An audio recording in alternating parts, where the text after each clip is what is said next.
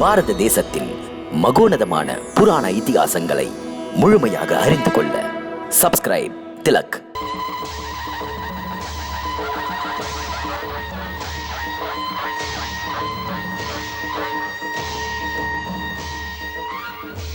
ஸ்ரீ கிருஷ்ணன் மதுராவை விட்டு துவாரகைக்கு வந்தார்.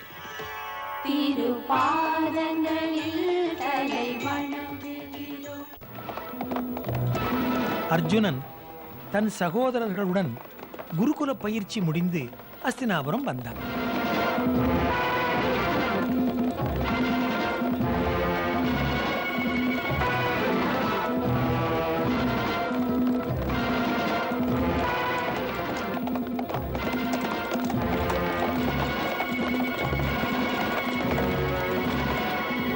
அஸ்தினாபுரம் வந்த பிறகும் அர்ஜுனன் தன் வில்வித்தையில் நுணுக்கமான பயிற்சிகளை செய்து கொண்டே இருந்தான்.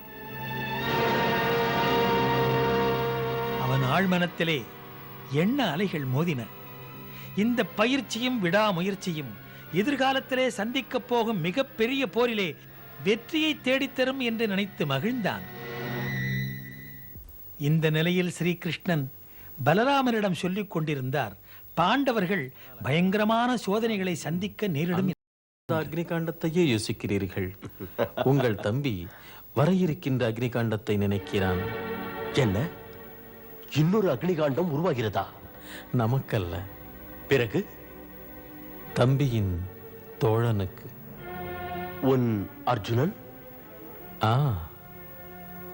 அர்ஜுனன் விரைவில் தன் தம்பியர் அண்ணனுடன் பயங்கர அக்னிகாண்டத்தில் இருந்து தப்புவான். ஸ்ரீ கிருஷ்ணனின் மனமும் சிந்தனையும் எங்கோ சென்று கொண்டிருந்தது.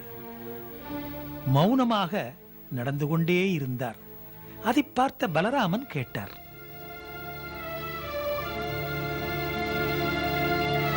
எது பற்றி இந்த யோசனை? அண்ணா, அன்றொரு நாள் சொன்னேன் அல்லவா, அந்த பாண்டவர்களுக்கு ஏதோ ஆபத்து வரப்போகிறது என்று. இப்போது அந்த நேரம் வந்துவிட்டது. என்ன? அந்த நாள் திருதராஷ்டிரர் பீஷ்மரின் கண்டிப்புக்கு அடங்கி யுதிஷ்டருக்கு இளவரசு பட்டம் கொடுக்க நிச்சயித்தார். அவ்வளவுதான். சகுனி அவர் முகத்தில் அடித்தது போல் உரைத்தான். சகுனி, உங்கள் பொன்னடி மீது பூ வைத்து சொல்லுகிறேன், இதில் அச்சத்தின் காரணமாக தாங்கள் யுதிஷ்டனை அஸ்தினாபுரத்து யுவராஜனாக்க முயற்சி செய்தால், அப்போது நான் காந்தாரத்து மைந்தன் சகுனி அரசியல் நெறிகளின் கழுத்தை நெரித்து விடுவேன். என்றால் யுதிஷ்டனின் மரணம் எவன் தடுத்தாலும் அதை நடத்தியே தீருவேன். அரசே, நடத்தியே தீருவேன். அவன் இப்போது அன்று மன்னர் முன் சொன்னபடி செய்து முடிக்க ஒருவித பயங்கர திட்டமிட்டிருக்கிறான். அவன் அச்சத்தால் இந்த பாண்டவர்களின் கொலை முயற்சியில் மக்கள் வெகுண்டெழுந்தால் உடனே அதை தடுத்து அடக்க ஒற்றன் ஒருவனை ஜராசந்தனை பார்க்க அனுப்பியிருக்கிறான். சாம்ராட், தாம் கேட்டால் அகமகிழ்ச்சி அடைவீர்கள். மனதை குதூகலப்படுத்துகிற செய்தி சாம்ராட், மனதை குதூகலப்படுத்துகிற செய்தி. குதூகலப்படுத்துகிற செய்தி எப்படி வர முடியும் மன்னர் சல்லியரே? கிருஷ்ணன் உயிரோடு இருக்கிறார். இந்த செய்தியால் நாட்டின் நடைமுறை வாழ்க்கை கலகலத்து விட்டது. அதோடு அஸ்தினாபுரத்தில் யுதிஷ்டர் இளவரசராக்கப்பட்டதால் நம் நிலை மேலும் சிக்கலாகிவிட்டது. இதுதான் என்னை உறுத்திக் கொண்டே இருக்கிறது மன்னர் சல்லியரே. சிக்கல் தானே அரசியல். பாலைவனத்தில் நீரூற்று போல் ஒரு செய்தியும் இருக்கிறது. செய்தி செயலானால் சிறப்புகள் இனிப்புகள் நமக்கு காத்திருக்கிறது. அது எவ்வாறு மன்னர் சல்லியரே?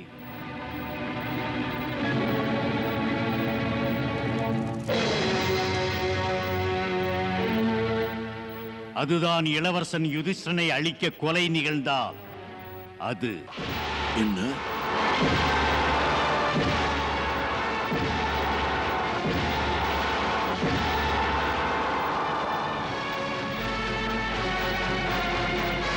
ஏன் அவ்வாறு சொல்கிறீர்கள் மன்னர் சல்லியரே? மன்னர் சல்லியரே, இது முடியும் என்கிறீரா? நடக்கிறது.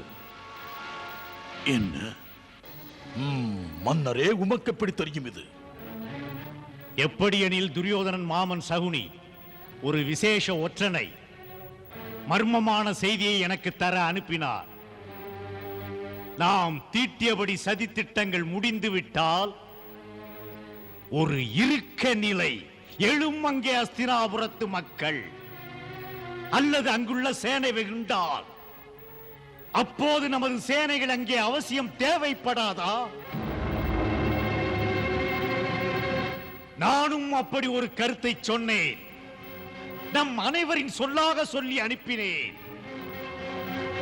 நாம் நம் உண்மை நிலையில் நின்று நேசத்தை காட்டி நிரூபிப்போம் என்று. அது போதும் மன்னர் சல்லியரே, அது போதும், அது போதும்.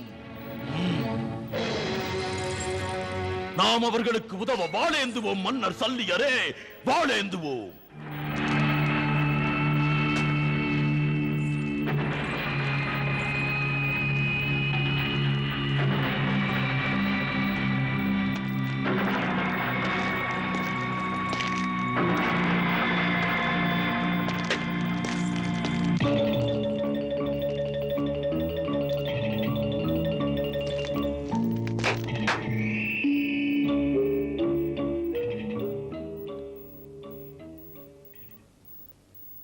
அப்போதே ராஜகுமாரன் துரியோதனனை என்னை வந்து சந்திக்க செய்தி அனுப்பினேன். மருமகனுக்கு செய்தி சென்றதா இல்லையா?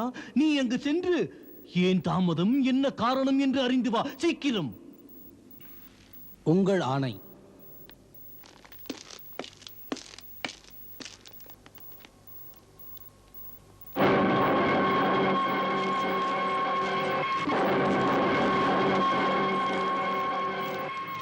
மன்னிக்க வேண்டும் பிரபு.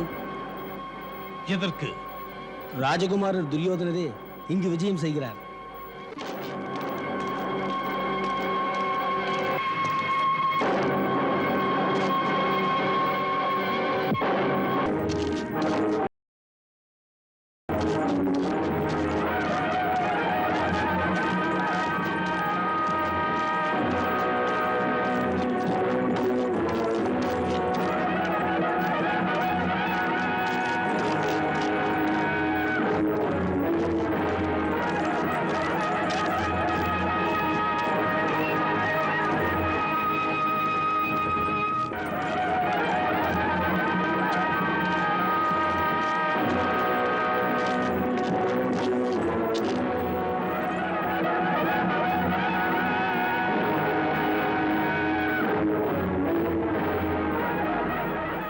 வருக ராஜகுமாரா துரியோதனா, வருக. மாமன் வரவேற்கிறேன். வணக்கம் சகுனி மாமா. நீண்ட ஆயுளோடு, மகிழ்ச்சியோடு, சுகத்தோடு, மருமகனே உயர்வோடு இரு. ஆயுள் உண்டு,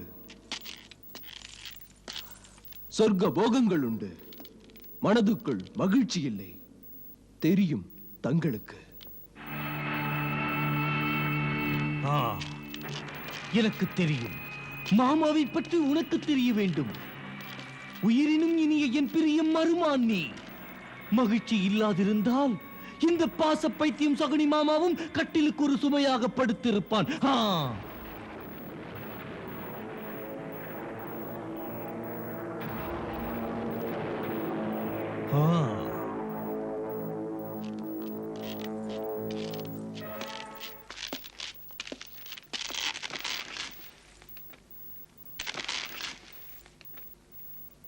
வக்கணையாக பேசுவதில் நீங்கள் வல்லவர் என்பதை நான் நன்றாக அறிவேன் மாமா, அறிவேன்.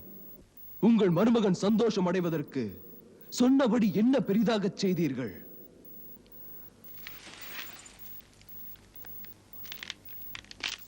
சொப்பனங்கள் காண என்னை தூண்டிவிட்டீர்கள்.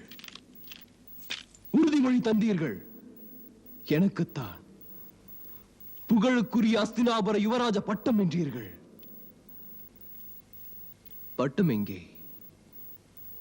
பட்டம் இழந்தேனே. யுவராஜனுக்கு கீழ்ப்பட்ட ராஜகுமாரன் நான். என்ன ஆயிற்று உறுதிமொழி? பொய்யானது, பொய்யானது. சகுனி மாமாவின் வாக்கு என்றுமே பொய்யாகாது மருமகனே, என்றுமே பொய்யாகாது.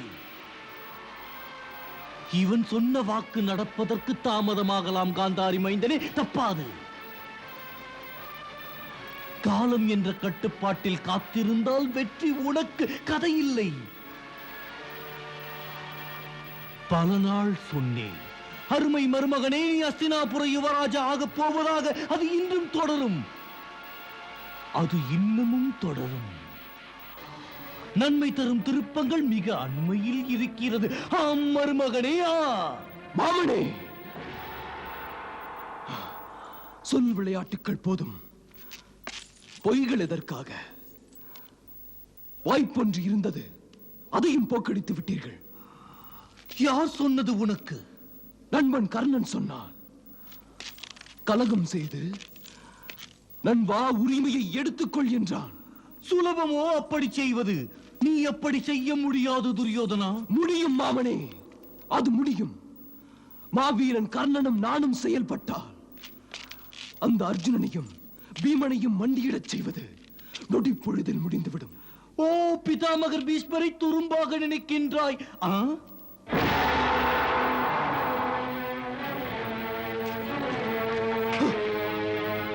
உயர்மிகு கிருபாச்சாரியார், குரு துரோணாச்சாரியார், இந்த சிம்மங்களை என்ன செய்வாய் மருமகனே?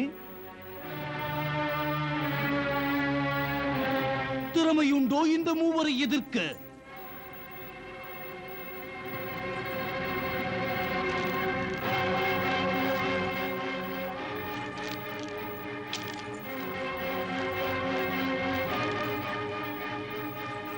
அரசியலை அறிந்து கொள்.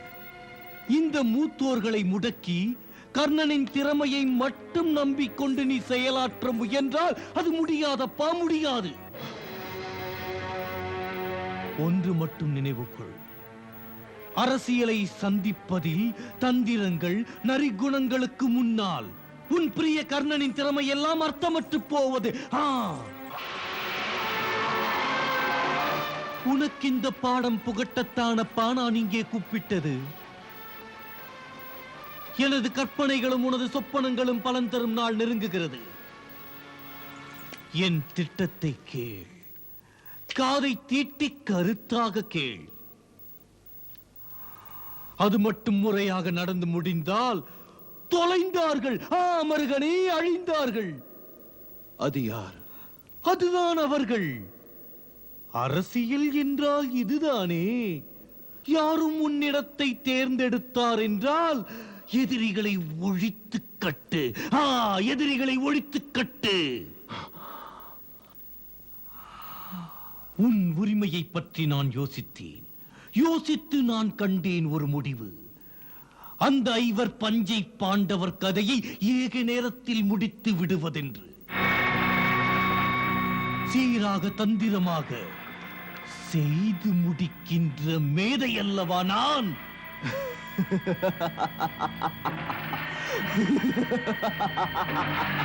மேதையா?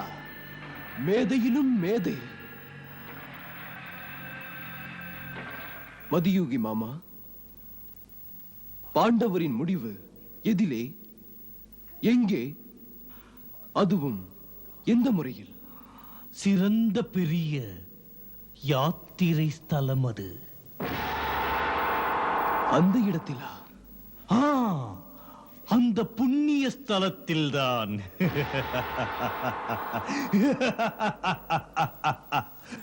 கௌரவர் முன் சில பழக்கங்கள். அந்த வாரணாவர்த்தத்தில் வருஷத்திற்கு ஒரு முறை சிவ பூஜை செய்வது. அங்கே மன்னவரோ அல்லது மைந்தர்களோ பூஜை செய்வார்கள் சிறப்பாக. அதற்கு இந்த முறை மன்னவன் யுவராஜன் யுதிஷ்டனை போக சொல்ல போகிறார்கள், அவ்வளவுதான். என் மூளை என்னை சுண்டி பார்த்தது. மருமகனே, அங்குள்ள பழைய ராஜ மாளிகை சுவர்களை புதுப்பிக்கின்ற பெயரிலே உடைத்து மீண்டும் எழுப்பினேன். போதும் மருமகனே, சுவரிலே வைத்தேன் சூட்சமங்களை. வைத்து பாண்டவரின் கதையை முடிப்பதற்கு அரக்கிலே மாளிகை எழுந்தது. எதற்கு? அதற்கு உன் மாமனின் மூளையிலே உதித்த புதுமையான சதி. சந்தேக மேதைகள் கூட கண்டுபிடிக்க இயலாது அங்கே எழுப்பிய சுவர்களின் பின்னணியை. இந்த சகுனி சாம்பிராணி அல்ல, அரசியல் அறிவாளி. சின்னஞ்சிறிய நெருப்பு சுவரை தீண்டினார். நெருப்பின் பயங்கர பசிக்கு அரக்கிலே எழுந்த மாளிகை போதுமா? அந்த அழகான மாளிகை எரிந்து முடியும் போது அவ்விடத்திலே எஞ்சியதென்ன? எதுவுமே இருக்காது. பிறகு அந்த யுவராஜன் யுதிஷ்டன் வாரணாவர்த்தம் செல்வான். அரக்கு மாளிகையிலே உறங்குவான். அவன் தூங்குகின்ற நேரத்திலே அரக்கு மாளிகைக்கு தீயிடச் செய்தால் எதிரியின் கதை எரிந்து முடிந்தது. தடைகள் தகர்ந்தது.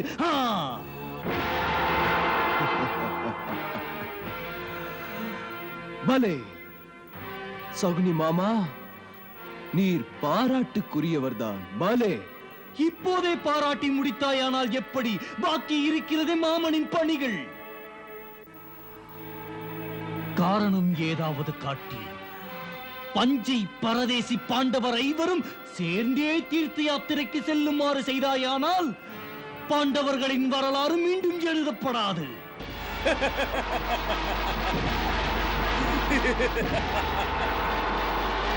இது நாள் வரையில் இப்படி ஒரு இனிய காட்சியை பார்த்ததில்லையே. பாண்டவர்கள் எரிகிறார்கள் மருகனே.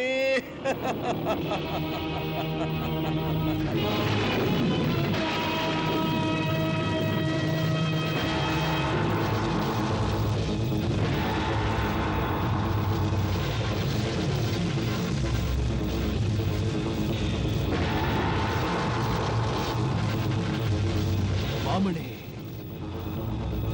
மாமனே, தெரிகின்றதா என் உள்ளத்தை குளிர வைக்கின்ற பேரானந்த காட்சி?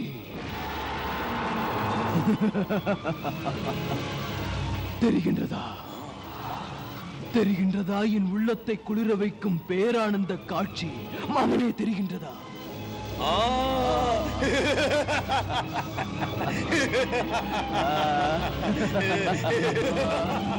பாண்டவர்கள் எரிகிறார்கள்.